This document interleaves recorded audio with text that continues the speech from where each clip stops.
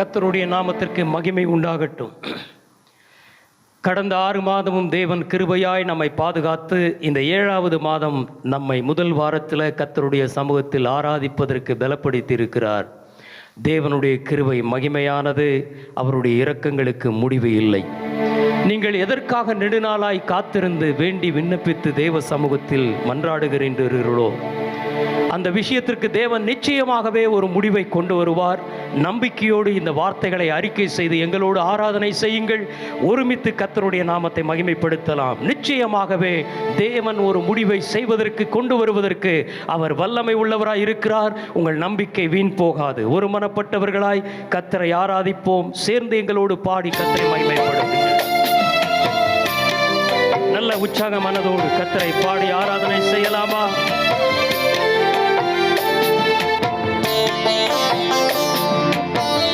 மகிழ்ச்சியோடு தேவனை பாடி மகிமைப்படுத்தலாம்.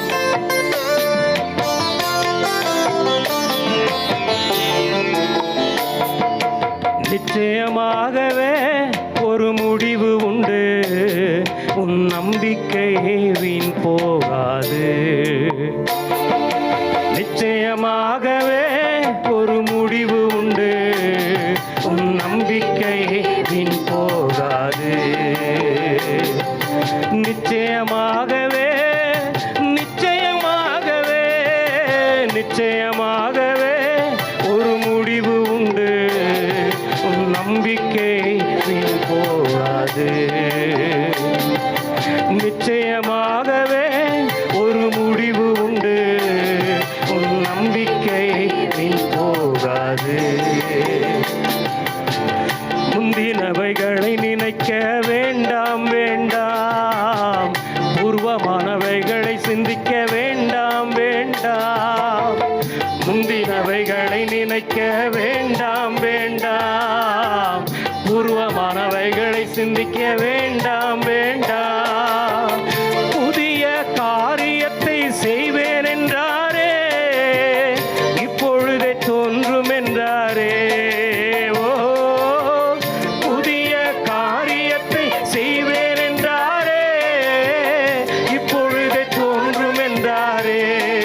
நிச்சயமாகவே நிச்சயமாகவே நிச்சயமாகவே நிச்சயமாகவே நிச்சயமாகவே ஒரு முடிவு உண்டு, உன் நம்பிக்கை வீண் போகாது.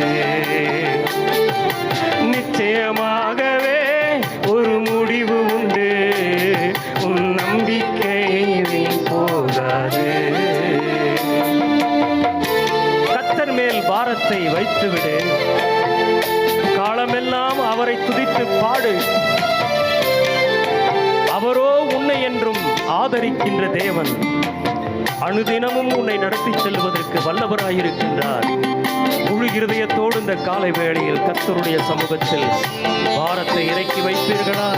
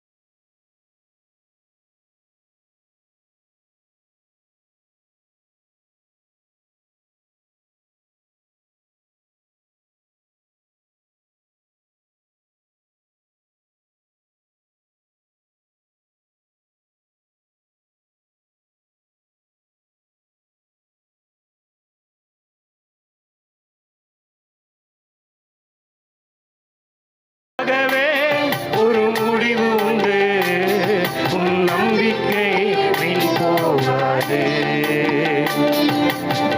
நீதியின் பலிகளை நீ செலுத்தி செலுத்தே கர்த்தன் மேல் நம்பிக்கையாக இருந்தால் நீதியின் பலிகளை நீ செலுத்தி செலுத்தியே கர்த்தன் மேல் நம்பிக்கையாக இருந்தால்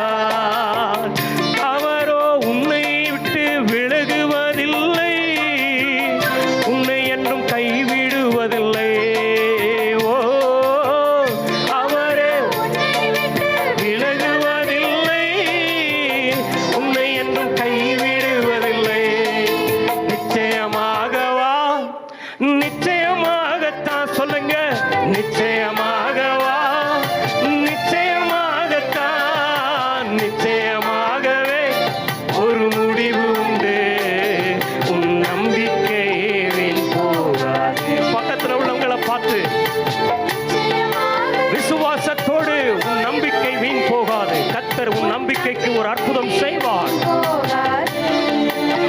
சொல்லுங்க, நிச்சயமாகவா, நிச்சயமாகத்தான், நிச்சயமாகவா, நிச்சயமாகத்தான், நிச்சயமாகவே ஒரு முடிவு உண்டு. உங்க நம்பிக்கை வீண் போகாது. நம்பிக்கையோடு நிச்சயமாகவே ஒரு முடிவு உண்டு. உன் நம்பிக்கை வீண் போகாது. நிச்சயமாகவே ஒரு முடிவு உண்டு. உன் நம்பிக்கை வீண் போகாது. உன் நம்பிக்கை வீண் போகாது. உங்க நம்பிக்கை வீண் போகாது. கர்த்தருடைய சமூகத்தில் நிச்சயமாக அவர் எனக்கு உதவி செய்வார். நான் அவரை நோக்கி காத்திருக்கின்றேன். எனக்கு ஒத்தாசை வருகின்ற பர்வதங்களை நோக்கி பார்க்கிறேன் என்று இந்த காலை வேளையிலே நம்பிக்கையோடு நீங்கள் பார்ப்பீர்களானால் நீங்கள் நம்புவது அவரால் வரும். நிச்சயமாகவே ஒரு முடிவும் உண்டு. நீங்கள் வாழ்விலே எங்கெல்லாம் தோற்று போனீர்களோ அங்கெல்லாம் தேவன் ஒரு முடிவை தந்து உங்களை மீண்டும் உயிர்ப்பிக்க அவர் வல்லவராய் இருக்கின்றார். இருக்கின்ற இடத்துல கண்களை மூடி தேவ சமூகத்தில் அர்ப்பணிப்போடு நாம் கர்த்தரை ஆராதிக்க போகிறோம். ஒப்பு கொடுத்து, என் நம்பிக்கைக்கு உரியவரே, உம்மை நான் நம்பி வந்திருக்கின்றேன். உம்முடைய சமூகம்தான் எனக்கு ஆறுதல். உம்முடைய சமூகம்தான் எனக்கு விடுதலை. நீங்க தான் எனக்கு நம்பிக்கைக்கு உரியவர். நான் உம்மை நம்பி வந்திருக்கிறேன் என்று இந்த காலை வேளையில் அர்ப்பணிப்போடு கர்த்தருடைய சமூகத்தில் நம்முடைய இருதயத்தின் பாரத்தை ஊற்றுவோம். நிச்சயமாக அன்னாள் தேவ சமூகத்தை நம்பி வந்து தன் இருதயத்தின் பாரத்தை ஊற்றினால் அடுத்த வருடமே தேவன் அற்புதத்தை செய்தார். இந்த காலை வேளையில் கர்த்தரை ஆராதிக்கிற தேவ ஜனமே, இந்த 7வது மாதம் எப்படி துவங்கி எப்படி முடிக்கப் போகிறேன் என்கிற அநேக பயங்களும் போராட்டங்களும் மனசோர்வுகளும் இந்த துவக்க நாளில் உங்களுக்கு இருக்கின்றதா? நான் சொல்லுகின்றேன், நிச்சயமாக உங்கள் நம்பிக்கைக்கு எல்லாம் ஒரு முடிவை தருகின்ற தேவன் உண்டு. அவரிடத்தில் உங்கள் இருதயத்தின் பாரத்தை இறக்கி வையுங்கள்.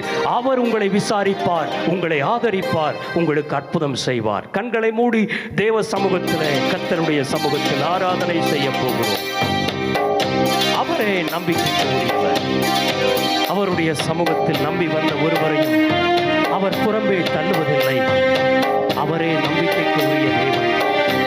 மனிதனை நம்புவதை பார்க்கிறோம். கர்த்தர் பேரில் பற்றுதலாயிருப்பது நல்லது என்று வேதம் சொல்லுகின்றது.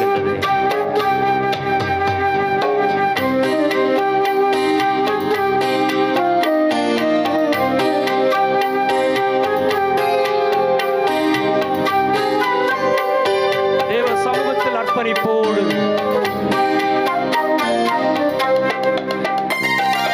நம்பிக்கைக்கு உரியவரே,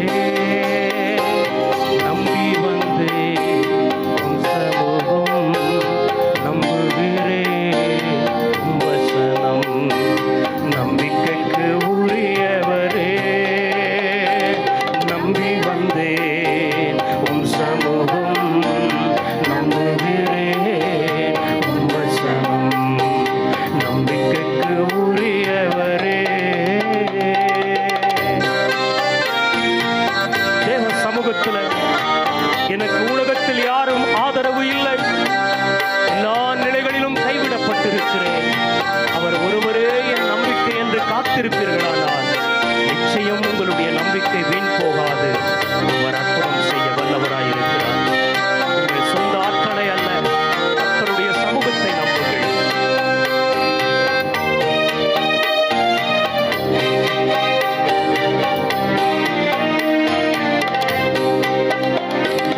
சொந்த ஆற்றலை நம்பவில்லை, தந்தை உம்மையே சார்ந்து கொண்டே.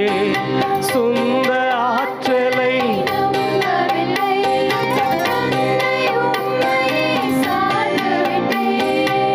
வாக்குத்தத்தம் செய்தவரே, வாழ்க்கையெல்லாம் வார்த்தைதானே.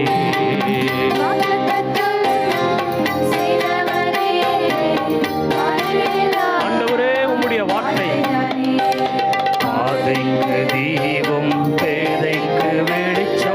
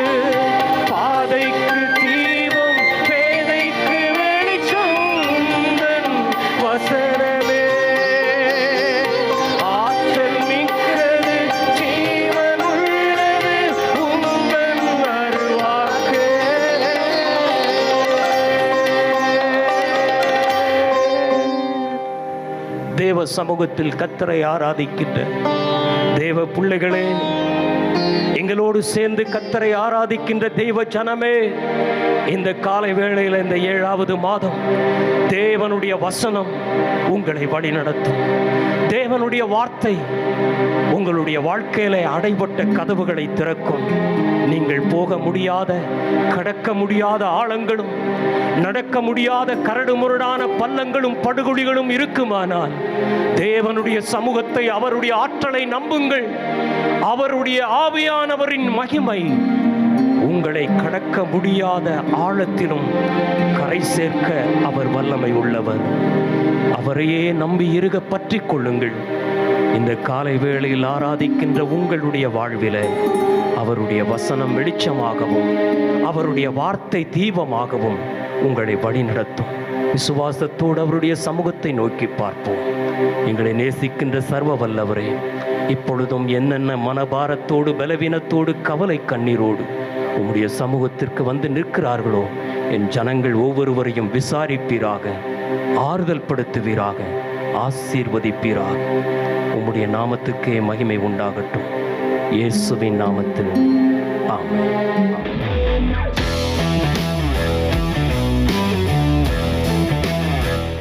கர்த்தருடைய நாமத்தில் உங்கள் எல்லோரையும் இந்த காலை வேளையில் வாழ்த்துகிறேன், வரவேற்கிறேன். 6 மாதமும் தேவன் நம்மை கிருபையாய் பாதுகாத்து இந்த 7வது மாதத்தில் முதல் வாரத்தில் கர்த்தருடைய சமூகத்தில் வருவதற்கு உதவி செய்திருக்கின்றார். இந்த 7வது மாதத்தில் முதல் வாரத்திலும் கர்த்தருடைய வார்த்தைக்காக தேவ சமூகத்தில் காத்திருந்த போது ஆண்டவர் என்னோடு பேசின சில வார்த்தைகளை நான் உங்கள் கூட பகிர்ந்து கொள்ள போகிறேன். நிச்சயமாக இந்த மாதத்தில் ஒரு வெற்றி உள்ள, ஒரு ஆசீர்வாதம் உள்ள, ஒரு சவாலான, தேவனுக்கு சாட்சியாய் நிறுத்தப்படுகிற ஒரு ஆசீர்வாதமான நன்மையை, எதிர்காலத்தை கர்த்தர் நமக்கு வைத்திருக்கிறார். நாம் விசுவாசிப்போம். நாம் விசுவாசிக்கிறவர் இன்னார் என்பதை நாம் அறிந்திருக்கிறோம். ஆகவே அவர் நம்மை வெட்கப்படுத்த மாட்டார். நமக்கு அற்புதம் செய்ய அவர் போதுமானவராய் இருக்கிறார். செய்தியின் தலைப்பு சிறையில் இருந்து சிங்காசனம் என்கிற ஒரு தலைப்பு. அதாவது சிறைச்சாலையில் இருந்து ஒரு மனிதனுடைய பயணம் சிங்காசனத்திற்கு எப்படி தேவன் வழிநடத்துகிறார் என்கிற ஒரு சம்பவத்தை பற்றிய ஒரு செய்தியை நான் உங்கள் கூட பகிர்ந்து கொள்ள விரும்புகிறேன். நிச்சயமாக தேவன் இந்த நாளில் நம்மை ஆசீர்வதிப்பார். செய்தியின் ஆதாரமாக ரோமர் புத்தகம் 9வது அதிகாரம் 16வது வசனத்தை வாசிக்க கேட்கலாம். ஆகையால் விரும்புகிறவனாலும் அல்ல, ஓடுகிறவனாலும் அல்ல, இறங்குகிற தேவனாலேயாம். ஆகையால் விரும்புகிறவனாலும் அல்ல, ஓடுகிறவனாலும் அல்ல, இறங்குகிற தேவனாலே ஆகும் என்று வேதவசனம் சொல்லுகிறது. ஆகவே இந்த நாட்களில் அநேகர் தன்னுடைய வாழ்க்கையில் எதையாவது சாதித்து விட வேண்டும், எதையாவது செய்ய வேண்டும், எதையாவது நம்முடைய பெயர் பிரசாபத்திற்காக எதையாவது சுயமாக ஏதாவது நடத்திடணும்னு சொல்லி ஜனங்க இன்னைக்கு வந்து பூமியில் ஒரு முனையிலிருந்து இன்னொரு முறைக்கு வேகமாக ஓடுகிறார்கள். அது மட்டுமல்ல, பூமியிலிருந்து மனுஷன் கண்டம் விட்டு கண்டம் போகிறான். செவ்வாய் கிரகம் வரைக்கும் போய் இன்னைக்கு மனுஷன் உயிர் வாழலாமான்னு ஆராய்ச்சி பண்ணிட்டு இருக்கிறான். மனிதனுடைய ஓட்டத்திற்கு முடிவே இல்லை. தன்னுடைய பெயர் பிரசாபத்திற்கு, தன்னுடைய நாட்டின் அந்த பெயரினுடைய பிரசாபத்திற்கு, தன்னுடைய சுய பெருமைக்காக மனிதர்கள் இன்றைக்கு அங்கும் இங்கும் ஓடுகிறதை நம்ம பார்க்கிறோம்.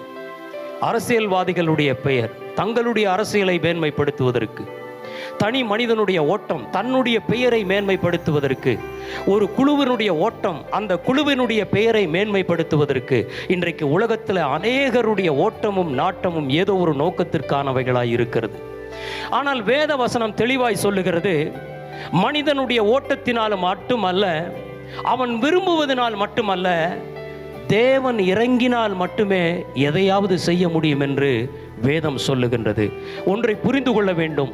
என்னுடைய வாழ்க்கையிலே நான் சுயமாக எதையாவது செய்து விடலாம், சாதித்து விடலாம் என்று நாம் நினைப்போமானால் நிச்சயமாக சொல்லுகின்றேன், நம்முடைய பலன், நம்முடைய முயற்சி ஒரு குறிப்பிட்ட அளவே நம்மை நடத்தும். ஆனால் தேவனுடைய வல்லமை, கிருபை நமக்கு இருக்குமானால் அது நாம் யோசிப்பதை விட, சிந்திப்பதை விட மகிமையான இடத்திற்கு அது நம்மை கொண்டு போய் நிறுத்தும். ஆகவே தான் வேதவசனம் சொல்லுகிறது, ஓடுகிறவனாலும் அல்ல, விரும்புகிறவனாலும் அல்ல, இரக்கமுள்ள தேவனாலே எல்லாம் ஆகும். இந்த காலை வேளையிலே உங்களை பார்த்து சொல்லுகின்றேன், நீங்கள் தேவனிடத்தில் இரக்கம் பெறுகிறவர்களாய் இருப்பீர்களானால் எல்லாம் உங்களுக்கு எல்லாம் ஆகும் என்று வேதவசனம் சொல்லுகின்றது. சொன்னவர் சர்வ வல்லமை உள்ள தேவனாகிய கர்த்தர், அவர் வாக்கு மாறுகிறவர் அல்ல. நான் உங்களுக்கு வேதத்திலிருந்து அநேக நபர்களை அடையாளம் காட்ட முடியும். ஒரு நபரை நான் உங்களுக்கு அடையாளம் காண்பிக்கிறேன். யாக்கோபினுடைய மகன் யோசேப்பு என்கிற ஒரு நபரை நாம் வேதத்தில் பார்க்கலாம். இந்த யோசேப்பு தாயின் கருவிலிருந்து பிறந்ததிலிருந்தே தேவன் ஒரு கிருபையாய் ஒரு நோக்கத்திற்காக அவரை அழைத்திருந்தார். நம்ம எல்லாரையும் ஆண்டவர் ஒரு நோக்கத்திற்காகத்தான் அழைச்சிருக்கிறார். ஆனால் நமக்கு தான் வேற வேற இயக்கங்களாக இருக்குது. ஆனால் தேவன் அழைத்த ஒவ்வொருவரையும் ஒரு நோக்கத்திற்காகவே அழைத்திருக்கிறார். யோசேப்பு சின்ன வயதிலிருந்தே சொப்பனம் காண்கிறவனாக இருந்தான். அந்த சொப்பனம் தேவனிடத்திலிருந்து வருகிறதா இருந்தது. அவன் சொப்பனத்தை அநேக நேரம் தன்னுடைய தாய் தகப்பனிடத்திலும் சகோதரிடத்திலும் சொல்லும் பொழுது அவனை அலட்சியமாக, அவனை கேவலமாக பார்த்தார்கள். இரண்டாவது, இனி சொப்பனத்துக்கு அர்த்தமே சொல்லக்கூடாது என்று அவனை மிரட்டினார்கள். அவனை மிரட்டி என்ன பண்றது? அவன் தூங்குனா சொப்பனம் தன்னால வருது, என்ன பண்றது? 2 முறை சொப்பனத்தை பார்த்து சொல்றான். உங்களுக்கு நன்றாக தெரியும், வானத்து நட்சத்திரங்கள் எல்லாம் இருக்கிறதாம், சூரிய சந்திரனும் இருக்கிறதாம், படுத்து தூங்கிட்டு இருக்கிறான். அப்ப கனவு காண்றான். நட்சத்திரங்கள் எல்லாம் ஒன்று சேர்ந்து ஒரு நட்சத்திரத்தை வணங்குகிறதாகவும் சூரியனும் சந்திரனும் சேர்ந்து வணங்குகிறதாகவும் சொல்றான். அப்ப இது என்னன்னு குடும்பத்தில் சொல்லும் போது அவர்களுக்கு விளக்கம் புரிஞ்சிருச்சு. அவங்க சொல்றாங்க, சகோதரர்கள் எல்லாம் உன்னை வணங்குவார்கள், 10ஆவதுக்கு தாயின் தகப்பனும் உன்னை வணங்குவாங்க, நீ மட்டும் ஸ்டாரா நிற்பியா, இப்படிதான் சொப்பனம் பார்ப்பியான்னு சொல்லி அவனை மிரட்ட ஆரம்பிச்சாங்க. அவன் என்ன சொல்றான்? நான் சொப்பனம் நினைச்சுக்கிட்டு படுக்கல, அது தன்னால வருது, நான் என்ன பண்றது? இன்னொரு நாள் பார்க்குறான், வயல்வெளியில போய் அரிக்கட்டுகளை அறுத்து கொண்டிருக்கிறாங்க. நெல் விளைஞ்ச இடத்துல அறுத்துக்கிட்டு இருக்கிறாங்க. அப்பொழுது அறுத்த அரிக்கட்டுகள் எல்லாம் ஒன்று சேர்ந்து ஒரே ஒரு கட்டு நின்றுட்டு இருக்கு. அந்த கட்டை மற்ற கட்டுகள் எல்லாம் அது குனிந்து வணங்கி பணிகிறதாக சொல்றான். அப்ப சகோதரர்கள் சொல்றாங்க, அப்ப நீ மட்டும் உயர்ந்து நிற்ப, நாங்கெல்லாம் உன்னை வந்து பணியுவோமா, இப்படி நீ நினைச்சுக்கிட்டு இருக்கிறியான்னு குடும்பத்துக்குள்ளேயே ஒரு குழப்பம், பிரச்சனை உருவாயிடுச்சு. அப்பொழுது குடும்பம் எல்லாம் சேர்ந்து அவனுக்கு ஒரு பேர் வச்சாங்க, சொப்பனக்காரன் அப்படின்னு. நம்ம வீட்டில் கூட எல்லாருக்கும் பிறந்த குழந்தையின் போது அழகா சந்தோஷமா ஒரு பேர் வைப்பாங்க. அப்புறம் வளர வளர கடுப்பேறும் போது என்னென்ன பேரோ இடையில வரும். அந்த மாதிரி தான் யோசேப்புக்கு யோசேப்புன்னு பேர் வச்சார் அவங்க அப்பா.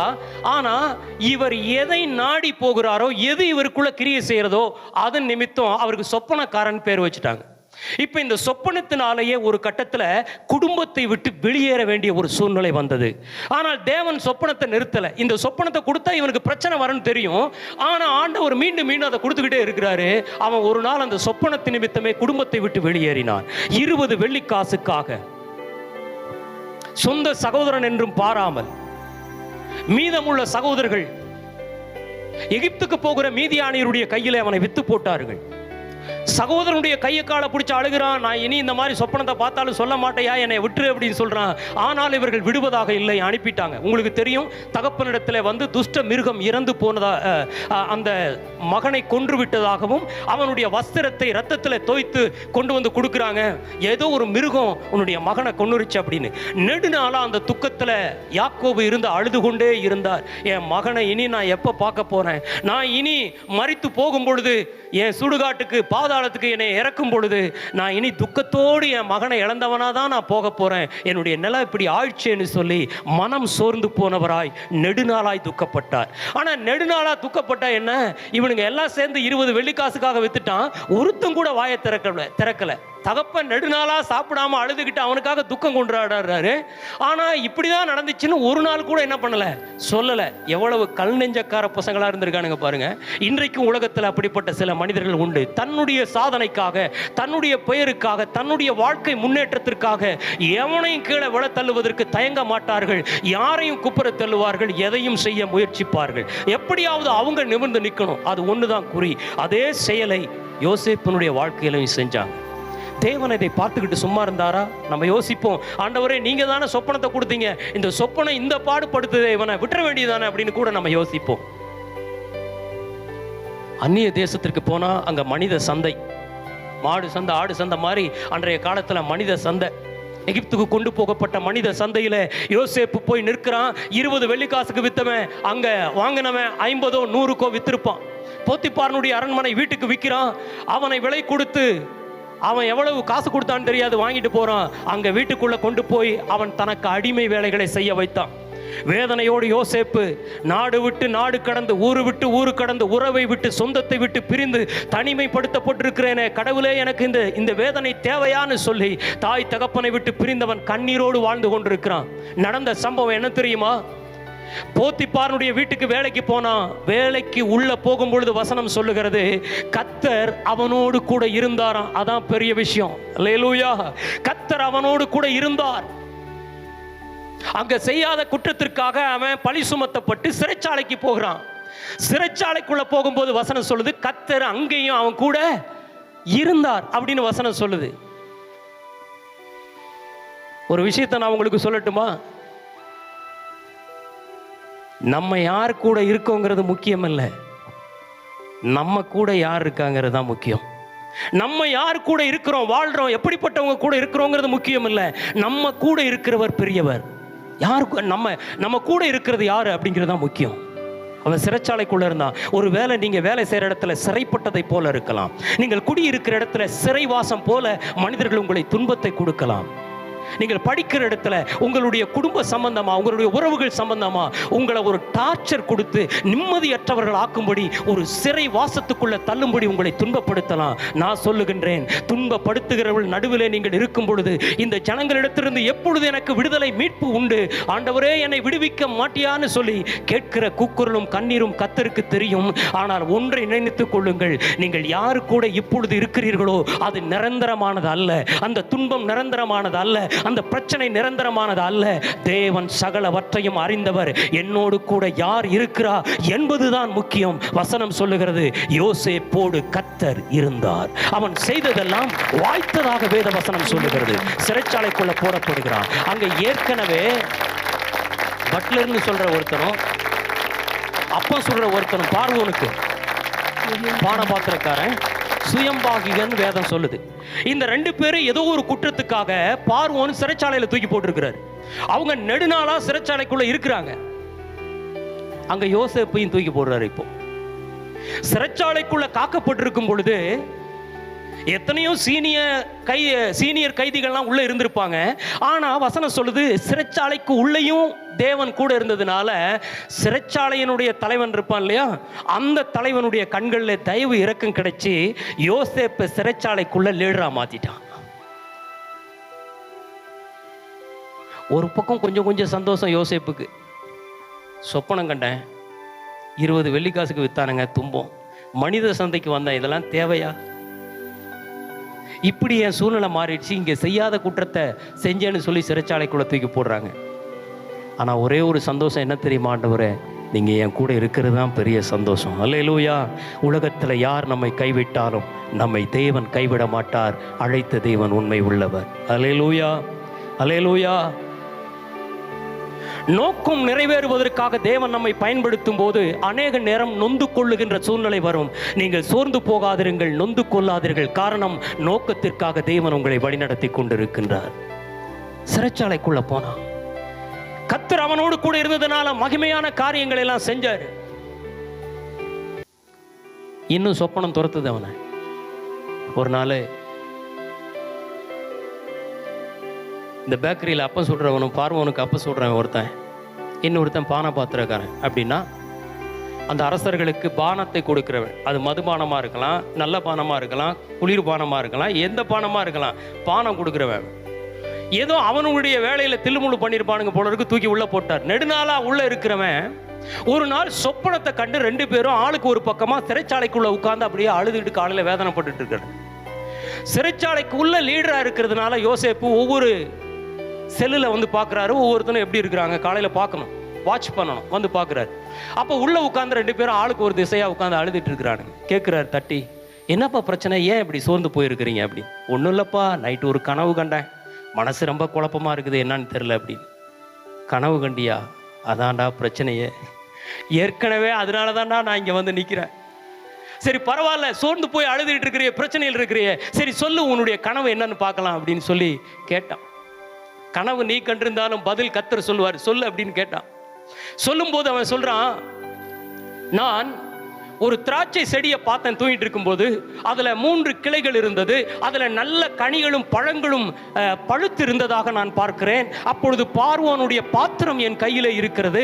அந்த பாத்திரத்தில் இந்த பழச்சாறை புழிந்து நான் பார்வோனிடத்தில் அதை கொடுக்கிறேன் என்று சொன்னான். அப்பொழுது அவன் சொன்னான், அந்த திராட்சை செடி என்பது நீயாக இருந்தாலும் அதில் 3 கொடி என்பது 3 நாளை குறிக்கிறது. மீண்டும் நீ பார்வோனுக்கு அந்த திராட்சை ரசத்தை, அந்த பான பாத்திரத்தை மீண்டும் கொடுப்ப. 3வது நாளில் நீ மீண்டும் விடுதலையாகி வெளியே போவ. மீண்டும் பழைய வேலைக்கு நீ போயிடுவ. உன்னைய பார்வோன் மன்னிச்சு விட்டுருவாருன்னா.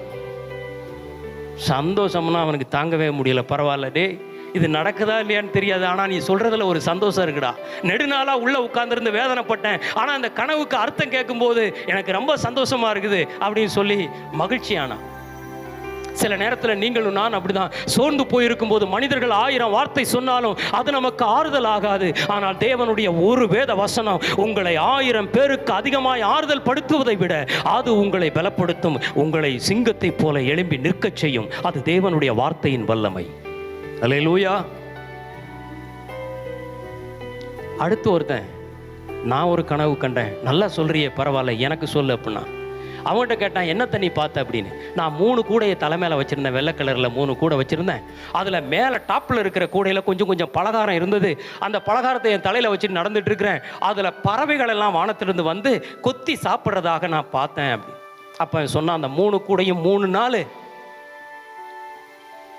மேலே இருக்கக்கூடிய அந்த கூடையில் இருக்கக்கூடிய பலகாரத்தை அந்த பறவைகள் வந்து கொத்தி புசிச்சதே, அதே மாதிரி உன்னைய 3 நாள் கழிச்சு பார்வோன்னு தொழுமரத்தில் ஏற்றி தூக்கில் மாட்டி கொன்னு போட்டுருவாரு. அப்பொழுது ஆகாயத்து பறவைகள் எல்லாம் வந்து உன் சரீரத்தை கொத்துன்ற. ஒருத்தனுக்கு சந்தோஷமான விஷயத்த சொல்ற, எனக்கு அப்படியே ஆப்போசிட்டா சொல்றியே, என்னடா இப்படி சொல்ற? நீ நம்பினால் நடக்காட்டியும் இதான் ராஜா நடக்க போகுது. ஏன்னா நான் பார்த்த சொப்பனம் தான் என்னை இங்கே கொண்டு வந்து நிறுத்திருக்கு. எனக்கு பேரே சொப்பனக்காரன் தெரியுமா? நான் சொல்றது ஒரு புள்ளி கூட மாறாது. சொல்லி முடிச்சுட்டு சொன்னா, இங்கே தான் சென்டிமெண்ட். சொல்லி முடிச்சுட்டு சொல்றான், தப்பிக்க போறவங்கிட்ட, விடுதலை பெற போறவங்கிட்ட, பான பாத்திரக்காரங்கிட்ட சொல்றான். என்னன்னு சொல்றான்? வாசிங்க பார்க்கலாம். இதுதான் அதன் அர்த்தம் என்று சொன்னதும் அன்றி, இதுதான் அதன் அர்த்தம் என்று சொன்னதும் அன்றி, நீ வாழ்வடைந்திருக்கும் போது, பான பாத்திரக்காரங்கிட்ட சொல்றான், டே நீ போய் வாழ்ந்திருப்ப பத்தியா, நீ வாழ்வடைந்திருக்கும் போது என்னை நினைத்து, என்னைய நினைச்சு, என் மேல் தயவு வைத்து, என் மேல தயவு வச்சு, என் காரியத்தை பார்வோனுக்கு அறிவித்து, நான் எப்படியெல்லாம் உனக்கு உதவி செஞ்சனோ அந்த காரியத்தை நல்லவேன்னு சொல்லி பார்வோனுக்கு அறிவித்து, இந்த இடத்திலிருந்து என்னை விடுதலையாக்க வேண்டும். இந்த இடத்திலிருந்து என்னை விடுதலையாக்க வேண்டும். அவன் சொல்றான், நான் ஒரு குற்றமும் செய்யல, நான் எபிரேயன், நான் கானான் தேசத்திலிருந்து வந்தவன், நான் ஒரு குற்றமும் செய்யாமல் என்னை திருட்டளவா வித்துட்டாங்க, நான் குற்றம் செய்யாமல் இங்கே கடத்தி கொண்டு வரப்பட்டிருக்கிறேன். பார்வோனுக்கிட்ட நீ இதை எடுத்து சொன்னீனா, இப்படி நம்முடைய தேசத்துக்கு கொடுமையா ஒரு பையனை கொண்டு வந்திருக்காங்களேன்னு சொல்லி, எனக்கு 15 வயசு 16 வயசு தான் இருக்கு. இதை கேள்விப்பட்டு அவர் கண்டிப்பா என்னை என்ன பண்ணிடுவாரு, வெளியே கொண்டு போய் விட்டுருவாரு. நீ எனக்கு உதவி செய்டா அப்படின்னு சொல்லி அவர்கிட்ட கேட்கிறார். நான் அந்த மாதிரி வயசுல உள்ள வந்தேன், இப்போ இவ்வளவு வயசாயிருச்சு, இதுவரைக்கும் நான் இங்கே இருக்கிறேன், செய்யாத குற்றத்துக்காக நான் வாழ்ந்துட்டு இருக்கிறேன், என்ன பண்ணுறதுன்னு தெரியல, எனக்கு கொஞ்சம் நீ ஹெல்ப் பண்ணு, நீ நல்லா இருப்ப, வாழ்ந்திருப்ப, ஆனால் நீ என்னை என்ன பண்ணிடாத, மறந்துடாத, எனக்கு கொஞ்சம் ஹெல்ப் பண்ணு அப்படின்னு. அவன் சொன்னா, சத்தியமாக நான் போய் பானபாத்திரத்தை எடுத்து பார்வோனுக்கு வார்க்கும் பொழுது, அவர் மப்பில் இருந்தாலும் சரி நல்லா இருந்தாலும் சரி, அவருக்கு குடிக்க கொடுக்கும்போது 3 வேளையோ 6 நேரமோ எப்பெல்லாம் அவருக்கு தாகமாக இருக்குதோ நான் தான் அவருக்கு தண்ணீர் கொடுக்க போகிறேன், டீ கொடுக்க போகிறேன், அவருக்கு மதுபானம் கொடுக்க போகிறேன், எல்லாமே நான் தான் கொடுக்க போகிறேன். அப்போ அந்த மயக்கத்தில் அவர்கிட்ட சொன்னா அவர் கேட்டுருவாரு, கண்டிப்பா உனக்கு நான் உதவி செய்ய போறேன், நீ கவலைப்படாதன்னு சொல்லிட்டு போயிட்டான். ஆனா போன மகராசன் என்ன பண்ணிட்டான்? ஆனாலும்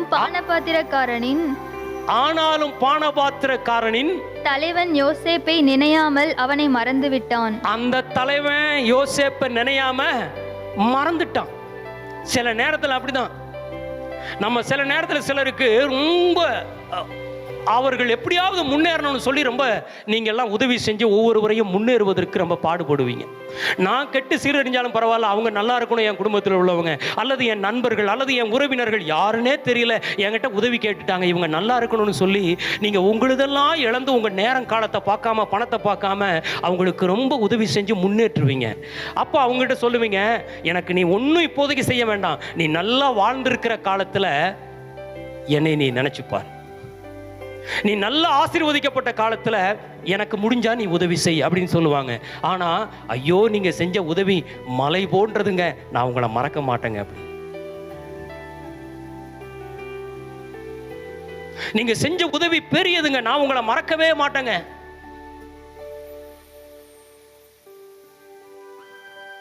திருவள்ளுவர்லாம் நிறைய சொல்லியிருக்கிறார், உங்களுக்கும் தெரியும். காலத்தினால் செய்த உதவி சிறிதெனினும் ஞானத்தில் அதை கணித்து பார்த்தா மானத்திலும் ஞான பெரிது அப்படிங்கிறார்.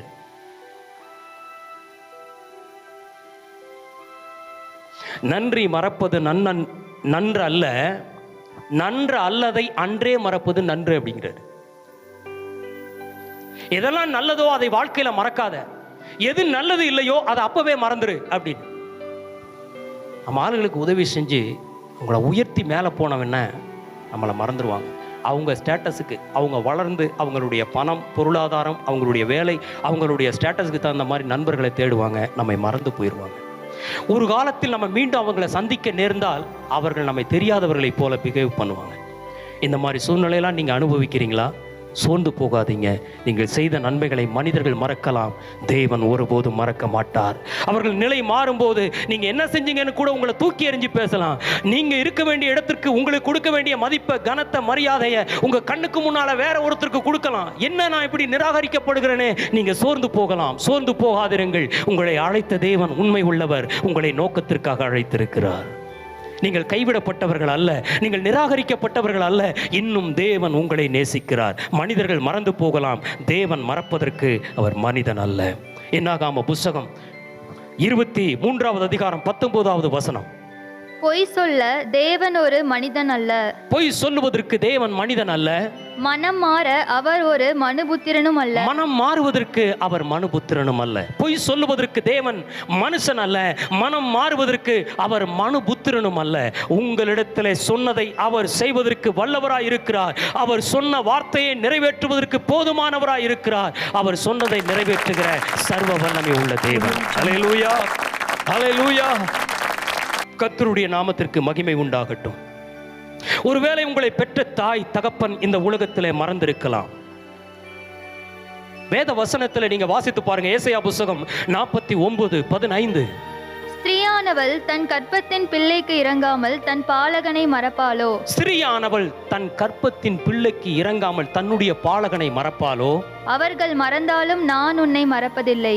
அந்த பெற்றோர்கள் அந்த குழந்தையை மறந்தாலும் நான் உன்னை மறப்பதில்லை. கரங்களை தட்டி ஆண்டவருக்கு நன்றி சொல்லுவோம். தேவன் எத்தனை பெரியவர், எவ்வளவு அழகான வாக்குத்தத்தங்கள். ஒரு முதியோர் இல்லத்திற்கு போயிருந்தேன் கொஞ்ச நாளைக்கு முன்னால. விசுவாசிகளை என் கூட வந்திருந்தீங்க. பொள்ளாச்சிக்கு ஒரு பகுதிக்கு ஒரு 40 முதியோர்கள் இருக்கின்ற அந்த இல்லத்திற்கு போயிருந்தோம். மத்தியானம் அவங்களுக்கு சாப்பாடெல்லாம் கொடுத்துட்டு கொஞ்சம் வேத வசனத்தை அவங்க கூட பேசி ஆறுதல் சொல்லி சில வசனத்தை அந்த ஊழியக்காரர் கொடுக்க சொன்னதுனால அவங்க கூட பேசினேன். அப்பொழுது அந்த முதியவர்களை கூப்பிட்டு நான் விசாரித்த போது, உங்களுக்கு இந்த இடத்துல வந்து இருக்கிறீங்களே, இப்போ நீங்கள் மனசில் என்ன நினைக்கிறீங்க சொல்லுங்க பார்க்கலாம் அப்படின்னு கேட்டேன். அதில் ஒரு அம்மா என்கிட்ட சொன்னது, ஒரு பாட்டி ரொம்ப வயசானவங்க என்கிட்ட சொன்னது என்னுடைய இருதயத்தை நொறுக்கினது. என்ன வார்த்தை தெரியுமா சொன்னாங்க? அவங்க சொன்னாங்க, நான் எவ்வளவோ சொத்து சுகங்களையெல்லாம் தேடி வச்சேன், ஆனால் என் மகனும் என் மருமகனும் என் பிள்ளைகளும் கொண்டு வந்து என்ன பண்ணிட்டாங்க, இந்த ஆசிரமத்தில் விட்டுட்டு போயிட்டாங்க. ஆனால் அது இல்லத்தில் கடைசி நாட்களில் அவங்க எங்களை காப்பாற்றுவாங்க, எங்களுக்கு துணையாக இருப்பாங்கன்னு நினச்சோம். ஆனால் என்னுடைய கணவர் மரிச்சிட்டார், இப்போ நான் மட்டும் இருக்கிறேன், என்னை கொண்டு வந்து இந்த ஆசிரமத்தில் விட்டுட்டு போயிட்டாங்க. சரி, இப்போ நீங்கள் என்ன ஃபீல் பண்ணுறீங்க, என்ன நினைக்கிறீங்க அப்படின்னு கேட்டேன். அப்பொழுது அவங்க சொன்னாங்க, இப்போ நீங்கள் சொன்ன இந்த வார்த்தையின்படி ஆண்டவர் என் கூட இருக்கிறதுனால நான் அவங்கள மன்னிச்சிட்டேன். நான் என் பிள்ளைகளுக்கு இப்போவும் நான் என்ன தெரியுமா வேண்டிக்கிட்டேன், என்ன தெரியுமா வேண்டுறேன், ஆண்டவரே எனக்கு வந்த நிலைமை என் பிள்ளைகளுக்கு ஒரு நாளும் வந்துவிடக்கூடாது என்பதை நான் அனுதினமும் என்னுடைய படுக்கையிலே நான் வேண்டுதல் செய்கிறேன் என்று அந்த பாட்டி சொன்னதை கேட்டு என் உள்ளம் உடைந்து போனது. எத்தனை பெற்றோர்கள் இன்றைக்கு இப்படிப்பட்ட நிலையிலே தள்ளப்பட்டு நிராகரிக்கப்பட்டு தூக்கி எறியப்பட்டவர்களாய் இன்றைக்கு கிடக்கிறார்கள். ஆனால் பெற்ற தாயினுடைய இருதயம் கல்லாவதற்கு வாய்ப்பே இல்லை. ஆனா இங்கே வசனம் சொல்லுகிறது, உன்னை பெற்ற தாயினுடைய இருதயமே கல்லாய் மாறினாலும் உன்னை மறந்து போனாலும் நான் உன்னை மறப்பதில்லை என்று வேத வசனம் சொல்லுகிறது. உலகத்துல பழமொழி சொல்லுவாங்க, பெத்த மனம் பித்து, பிள்ளை மனம் கல்லு. அப்படி அது கண்கூடாக நம்ம பார்க்கிறோமே.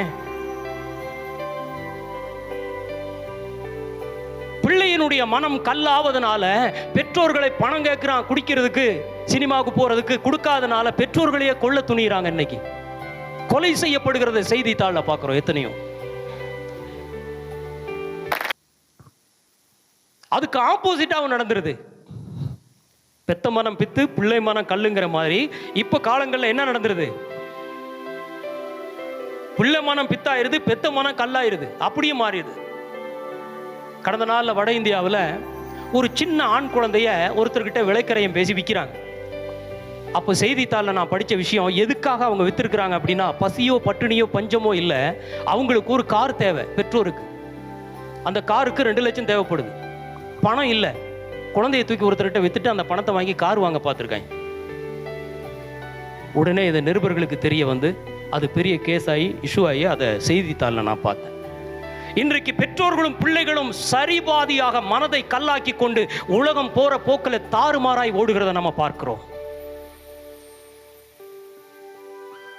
10 மாதம் வயிற்றிலே சுமந்து பெற்றெடுத்த தாய் அந்த குழந்தை வேண்டாம் என்று சொல்லி அதை வளர்க்க மனமில்லாமல், நிர்வகிக்க முடியாமல் சூழ்நிலையின் காரணமாக அந்த பெற்ற குழந்தையை கோணி சாக்கில் சுற்றி குப்பை தொட்டியில் தூக்கி எறிகின்ற அவல நிலையை நாம் இப்பொழுது பார்க்கின்றோம்.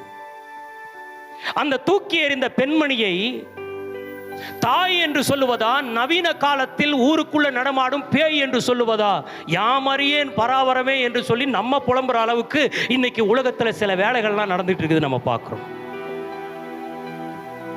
பெற்ற குழந்தையை வளர்க்க நிர்வாகம் இல்லாமல், அந்த குழந்தையை உலகத்திற்கு அடையாளம் காட்ட விருப்பம் இல்லாமல் அதை குப்பை தொட்டியிலே தூக்கி எறிகின்ற அவல நிலை. பெற்ற தாயும் தகப்பனும் உன்னை கைவிட்டாலும் நான் உன்னை கைவிட மாட்டேன் என்று சொல்லுகிற தேவன் நமக்கு உண்டு. நீங்கள் இன்றைக்கு மனிதர்களால், பெற்றோர்களால், பிள்ளைகளால் நிராகரிக்கப்பட்டிருக்கிறீர்களா? இந்த காலை வேளையில வசனத்தை கேட்கிற தேவ ஜனமே, சந்தோஷமா இருங்கள். உங்களை அழைத்தவர் உண்மை உள்ளவர், உங்களை கைவிட மாட்டார். தேவன் எப்பொழுதும் அவர் நன்மை செய்கிறவராய் இருக்கிறார். யோசேப்பு நினைச்சிருக்கலாம், எனக்கு மட்டும் ஏன் இவ்வளவு துன்பம்? உலகத்துல எல்லாருமே நல்லா இருக்கான், அக்கிரம அநியாயம் சேரவனா நல்லா இருக்கான், ஆனா எனக்கு மட்டும் ஏன் இவ்வளவு துன்பம்?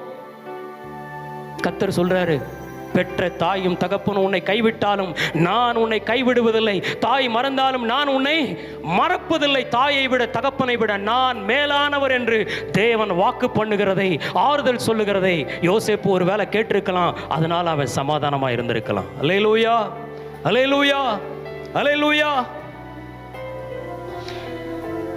கிழக்குக்கும் மேற்குக்கும் எவ்வளவு தூரமோ அத்தனை தூரமென் பாவம் அகற்றினா.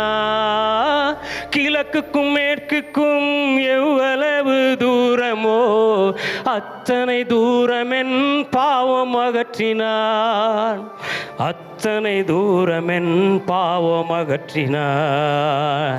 அத்தனை தூரமென் பாவம் அகற்றினார்.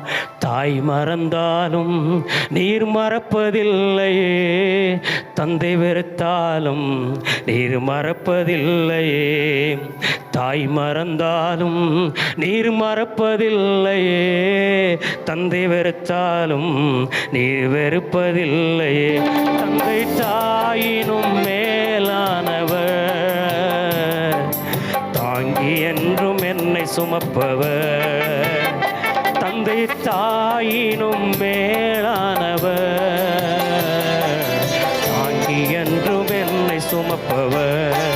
தாய் மறந்தாலும் நீர் மறப்பதில்லையே, தந்தை வெறுத்தாலும் நீர் வெறுப்பதில்லையே. பெற்ற தாய் மறந்தாலும் நீர் மறப்பதில்லையே, தந்தை வெறுத்தாலும் நீர் வெறுப்பதில்லையே.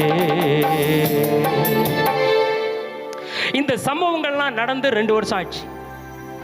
என்ன சம்பவம்? சிறைச்சாலையிலிருந்து சொப்பனத்துக்கு அர்த்தம் கேட்டுட்டு போனாங்களே அந்த 2 பேரும், அவங்க போய் 2 வருஷம் ஆச்சு. மறந்தே போனாம 2 வருஷத்துக்கு பின்னால எனக்கு உதவி செய்யறேன்ட்டு போனானே, எந்த மனுஷனும் உதவி செய்யலையே, எனக்கு மட்டும் ஏன் இவ்வளவு துன்பம்? அவன் நினைச்சிருந்தா கண்டிப்பா என்னை பத்தி ஏதோ நல்ல வார்த்தையை சொல்லி விடுதலை ஆக்கி இருக்கலாமே. என்னை ஏன் யாருமே உதவி செய்ய மாட்டாங்க, புரிஞ்சுக்க மாட்டாங்க? நான் எல்லாருக்கும் நன்மை செய்யணும்னு நினைக்கிறேன், ஆனா எனக்கு எல்லாரும் தீமையை செய்யறாங்களே.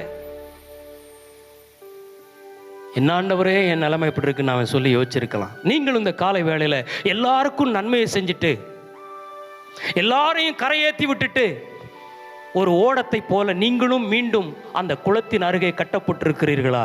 உங்களுடைய நிலை அப்படியே இருக்காது. அநேகரை நீங்கள் தர்மம் செய்து முன்னேற்றியதனுடைய அந்த நன்மை உங்களுடைய வாழ்வை தொடரும்.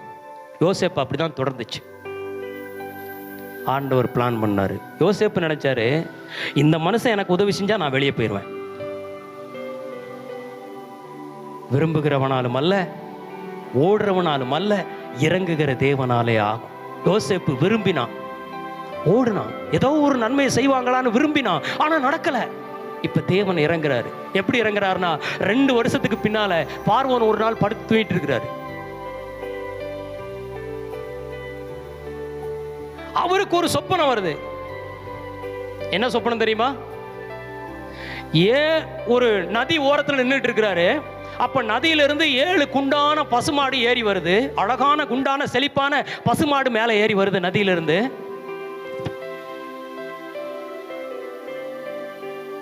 அந்த நதியிலிருந்து ஏறி வந்த அந்த 7 குண்டு நல்ல மாடுகள், சப்பையான 7 மாடுகளும் அது பக்கத்துல வந்து நிக்குது. ஒல்லியா மெலிஞ்சு போய் சாப்பாடு இல்லாம 7 மாடுகளும் வந்து நிக்குது. இப்ப என்ன நடந்துச்சுன்னா, அந்த குண்டான 7 மாடுகளை இந்த சப்பையான மாடுகள் சாப்பிட்டுச்சாமா. மாடு சாப்பிடுமா? இப்படி கனவு கண்டா யாருக்கு தான் தூக்கம் வரும்? அந்த மாடு, குண்டான மாடு, இந்த 7 சப்பையான மாடுகள் சேர்ந்து குண்டான மாடை சாப்பிட்டுருச்சு. ஆனா வயிறு இன்னும் பெருசாகல, அது அப்படியே இருக்குதாமா. அடுத்து என்ன?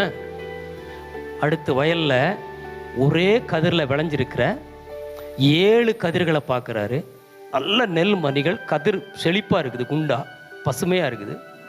7 அதே செடியில் 7 சாவியான, தீய்ந்து போன, மெலிந்து போன, பதறான 7 கதிர்கள் முளைஞ்சிருக்கு. இந்த 7 குண்டான கதிர்களை அந்த சப்பையான 7 கதிர்களும் சாப்பிட்டுருச்சு. ஆனால் என்ன ஆகலை? குண்டாகலை. இந்த சப்பையான மாடு குண்டான மாடை சாப்பிட்டுச்சு, குண்டாகலை. வயிறு உப்பலை, சாப்பிட்ட மாதிரியே தெரியல. இந்த 7 பதறு சாவியானது, தீந்து போனது, அந்த குண்டான கதிர்களை சாப்பிட்டுச்சு. ஆனால் என்ன ஆகலை? குண்டாகலை, புஷ்டி ஆகலை, இன்னும் சப்பையாகவே இருக்கு. சில பேர் அப்படிதான், எவ்வளவு சாப்பிட்டாலும் உடம்பு ஏறாது, எவ்வளவு சாப்பிட்டாலும் வயிறு வராது, எவ்வளவு சாப்பிட்டாலும் என்னங்க டெவலப்பே ஆக மாட்டீங்க. எங்கே தான் போகுது சாப்பிட்றதெல்லாம்? எங்கேயோ போகுது, எனர்ஜியாக தான் மாறுது. ஆனால் என்ன பண்ணலை? மெயின்டனாகவே இருக்குது. உடம்பு சரியா நம்ம குறிப்பிட்ட அளவுக்கு வர மாட்டேங்குது. அப்படிதான் பார்வோன் பார்க்குறாரு. பார்த்த உடனே அதிர்ச்சி ஆயிடுச்சு. ஆஹா, இந்த மாதிரி சொப்பனை இது வரைக்கும் பார்த்ததில்லையே. காலையில் ஒரே மனக்குழப்பம், டென்ஷன். தேவன் ஒரு தரிசனத்தை கொடுத்தா அதை நிறைவேற்ற வல்லவர். காலையில எந்திரிச்சு ஒரே குழப்பம், என்ன செய்யறதுன்னு தெரியல. அவன் குழம்புறான், ஞானிகளை கூப்பிடுறான், ஜோசியர்களை கூப்பிட்டான், மந்தவாரிகளை கூப்பிட்டான். நான் இப்படி சொப்பனம் கண்டிருக்கிறேன், எனக்கு அர்த்தத்தை சொல்லுங்க அப்படின்னு. ஒரு ஆளாலையும் அதுக்கு அர்த்தம் சொல்லவே முடியலை. அப்போதான் பானபாத்திரக்காரன் காலையிலேயே வந்து, அரசரே டீ குடிங்க அரசரே அப்படி. டீயும் வேண்டாம், ஒன்றும் வேண்டாம், போடா அப்படி. என்ன விஷயம் அரசரே? ஒரு கனவு கண்டேன், ஞானிகளை ஜோசியக்காரரை எல்லாத்தையும் கூப்பிட்டு கேட்குறேன், ஒருத்தரும் தெரியலன்னு முழிக்கிறானுங்க. ஐயா, நீ கண்ட சொப்பனமே ஆச்சரியமாக இருக்குது, எங்களால் முடியலையா அப்படின்னு சொல்லி எல்லாருமே திணறான். நான் என்ன பண்ணுறதுன்னு தெரியல, எனக்கு ரொம்ப குழப்பமாக இருக்குது. கனவு தானே அரசரை, விடுங்க, ஒன்றும் பெரிய விஷயம் இல்லை, போடா. எனக்கு அது நிம்மதியை கொடுக்க மாட்டேங்குது. சில கனவு கண்டா காலையில் எழுந்திரிச்சோம்னா நமக்கு என்ன கண்டோன்னே தெரியாது. ஆனால் விடிகிற வரைக்கும் 5 மணி நேரம் கண்டிருப்போம், ஒரு பிட்டு கூட மைண்டில் நிற்காது. ஆனால் ஒரு சில கனவு 2 நிமிஷம் தான் பார்த்துருப்போம், ஒரு நாள் ஃபுல்லாக நம்மளை வாட்டி எடுக்கும். அந்த மாதிரி இவருக்கு போட்டு அதை வாட்டி எடுக்குது. அப்பொழுதுதான் அவனுக்கு ஞாபகம் வருது, ஐயா, நானும் இந்த நேரத்தில் இங்க வந்து உயிரோட நிக்கிறதுக்கு ஒரு காரணம், எபிரேயன் ஒருத்தன் இருக்கிறான், ஒரு பிள்ளையாண்டான், சிறைச்சாலைக்கு உள்ள, நம்ம சிறைக்கு உள்ள. அவன் 2 வருஷத்துக்கு முன்னாலே எனக்கு ஒரு கனவுக்கு அர்த்தம் சொன்னான், அது அப்படியே நடந்தது. அதனால தான் நான் இங்க வந்து வேலை செஞ்சுட்டு இருக்கிறேன். அப்போ சொல்றவன், அவன் சொன்ன கணவனுடைய அர்த்தத்தின்படியே தூக்குல போட்டீங்க. அவன் சொன்ன அர்த்தத்தின்படி இன்னைக்கு நான் வந்து மீண்டும் இந்த வேலையை செஞ்சுட்டு இருக்கிறேன். சொப்பனத்துக்கு பக்காவா அர்த்தம் சொல்லுவான். அவன் பேர் யோசேப்பு, சிறைச்சாலைக்குள்ள கிடைக்கிறான். அப்பதான் ஞாபகம் வருது அவனுக்கு, ஆஹா, நமக்கு எத்தனை உதவியை செஞ்சான், மறந்துட்டமேடா. இந்த சான்ஸை விட்டுறக்கூடாது. யாருக்கு உதவி செய்யணும்?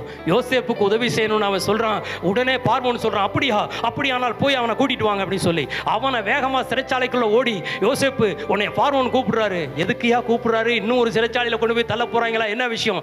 இல்ல, அவர் சொப்பனம் பார்த்துட்டாராம். யோசிச்சான், எனக்கு சொப்பனம் தாண்டா பிரச்சனையே. ஏற்கனவே சொப்பனத்தை கண்டுதான் நான் இந்த நிலைமையில நாயா அலைஞ்சிட்டு இருக்கிறேன். இனியும் சொப்பனமா? இப்ப அரசனே கண்டுட்டாரா? முடிஞ்சது கதை, என்னன்னு தெரியலையே அப்படின்னு சொல்லிட்டு சரின்னு வேகமா வந்தான். போய் முடியெல்லாம் வெட்டி விட்டு நல்ல டீசெண்டா ட்ரெஸ் எல்லாம் போட்டு, புது அரசரை பார்க்கறதுக்கு எப்படி வரணும், புது ட்ரெஸ் எல்லாம் போட்டு கூட்டி வராங்க. கூட்டு வரும்போது முன்னால வந்து நிற்கிறான். பார்வோன்னு சொல்றான், நான் இப்படி ஒரு சொப்பனம் கண்டேன், எனக்கு அர்த்தம் சொல்ல முடியுமா? அவன் சொல்றான், எனக்கு தெரியாது, எனக்கு ஒரு வியாதி இருக்கு. தேவ கிருபை, நீ கண்ட சொப்பனத்தை சொல்லு, அர்த்தத்தை நான் சொல்றேன், கர்த்தர் சொல்லுவாரு. கர்த்தரா? ஆமா, கர்த்தர் சொல்லுவார்.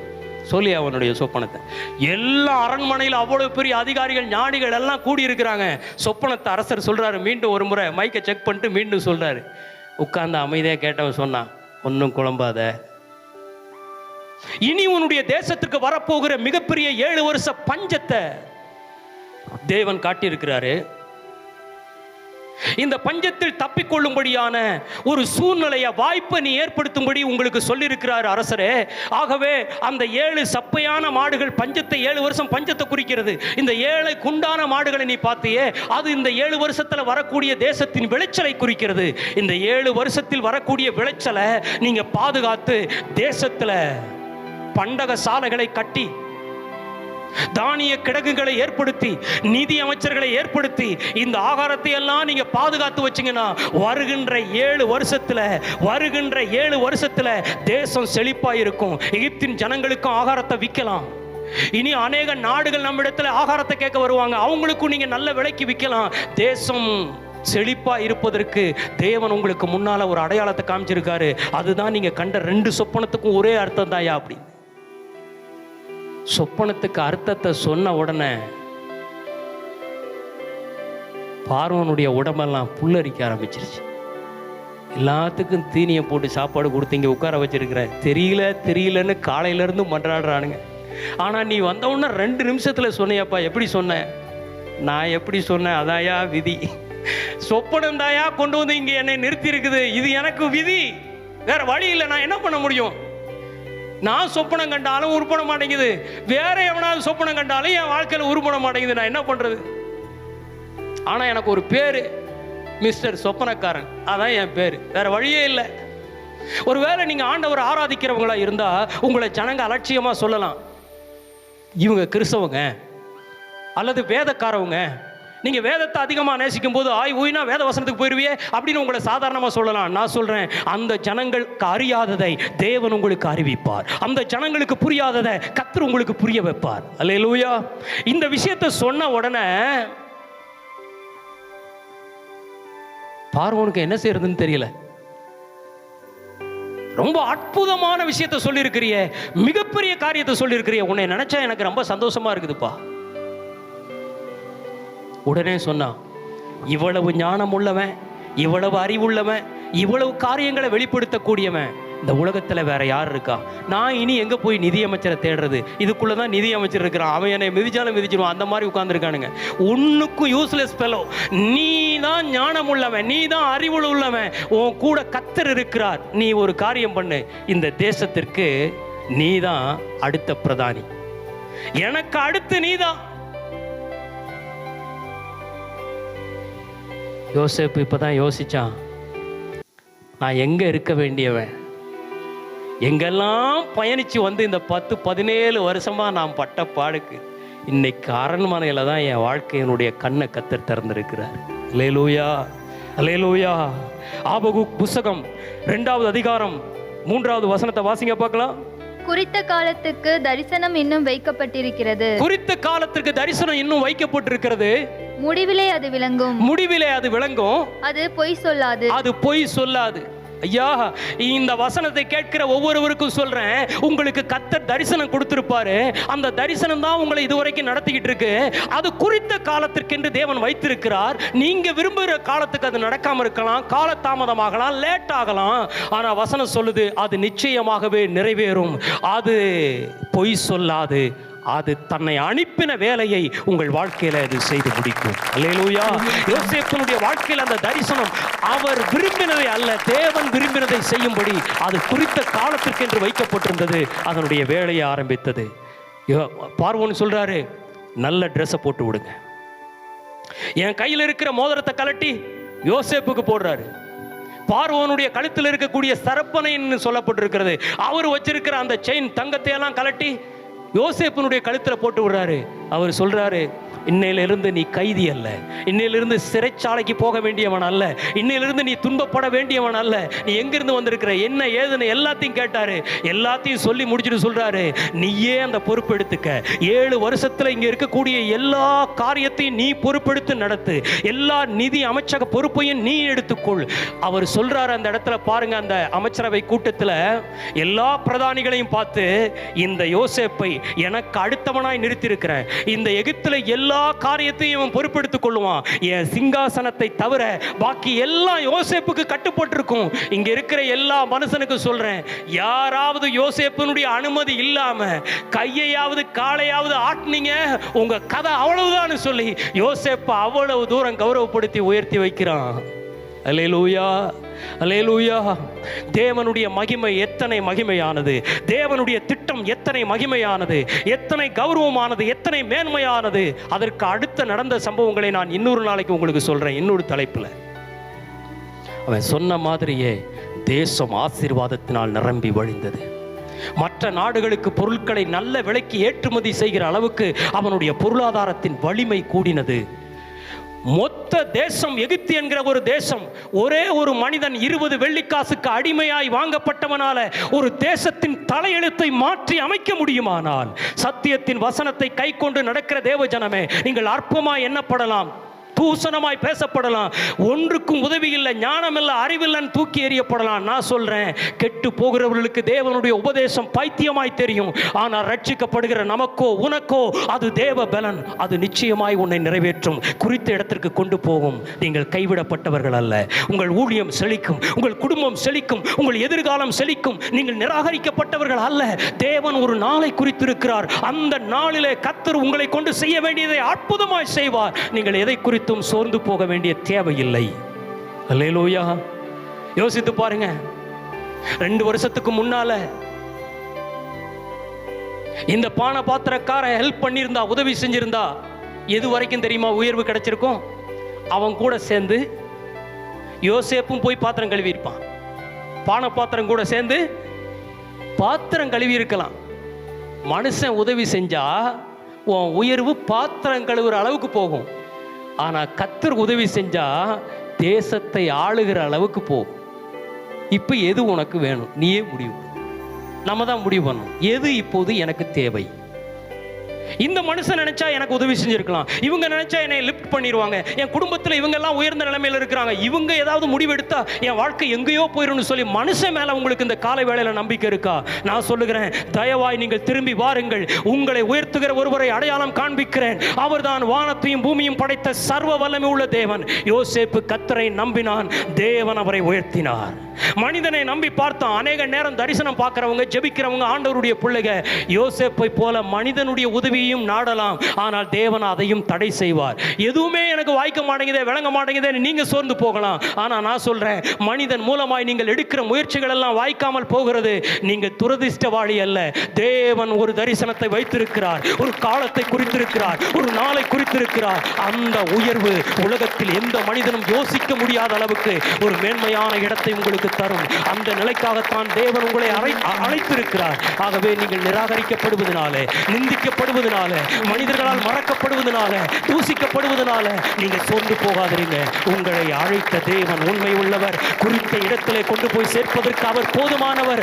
அவரை நம்புங்கள். மீண்டும் சொல்லுகிறேன், விரும்புகிறவனாலும் அல்ல, ஓடுகிறவனாலும் அல்ல, இறங்குகிற தேவனாலே எல்லாம் ஆகும், எல்லாம் ஆகும், எல்லாம் ஆகும். உங்களுடைய வாழ்க்கையில தேவன் எல்லாவற்றையும் செய்து இறங்குகிற தேவனாயிருந்து உங்களை கொண்டு போய் நிறுத்த வேண்டிய இடத்திற்கு நிறுத்துவார். உங்கள் குடும்பத்தை நிறுத்துவார், உங்கள் பிள்ளைகளை நிறுத்துவார், உங்கள் பெற்றோரை நிறுத்துவார். நீங்கள் நம்புவது மனுஷனை அல்ல, வானத்தையும் பூமியும் உண்டாக்கின கர்த்தரை நம்புங்கள். அவரிடத்திலிருந்து ஒத்தாசை வரும். சங்கீதம் 121 அதிகாரத்தை திரும்ப திரும்ப வாசித்து உங்கள் இருதயத்தில் அறிக்கை செய்யுங்கள். வானத்தையும் பூமியும் உண்டாக்கின கர்த்தரிடத்திலிருந்து உங்களுக்கு நிச்சயமாய் ஒத்தாசை வரும். கர்த்தர் உங்களை நிறைவாய் ஆசீர்வதிப்பார். தேவ கரத்தில் அர்ப்பணிப்போம்.